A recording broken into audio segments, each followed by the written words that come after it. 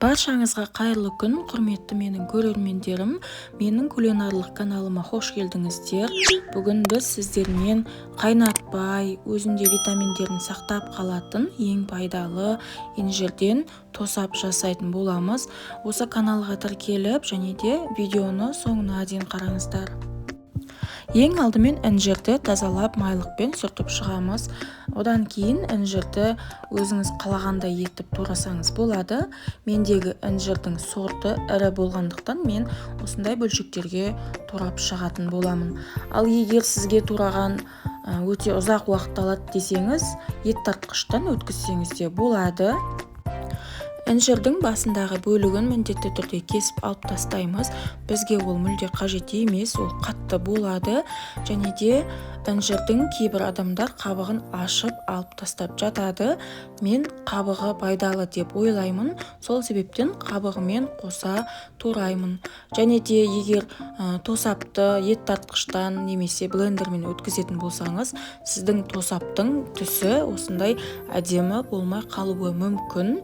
Барлық інжірді турап болғаннан кейін шамамен 2-3 ас қасық дәміне қарай шекер салдым, және де жақсылап араластырып қойып, бір түнге тоңазытқышқа салып қойдым.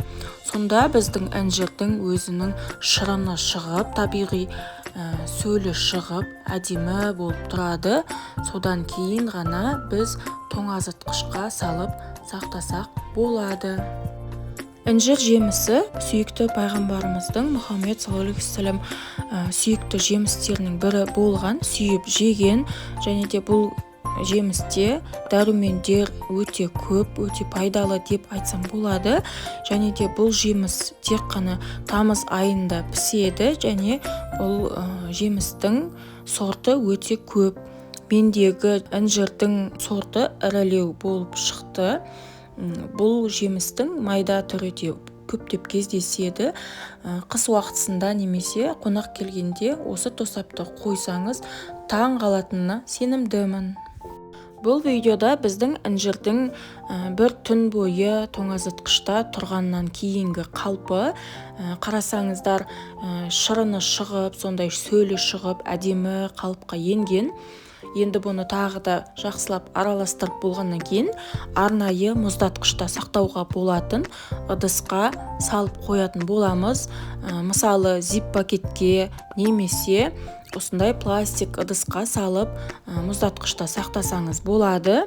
Мен осындай пластик ыдысқа саламын, және де бұл да көп орынды алмайды. Менде тосап көп емес.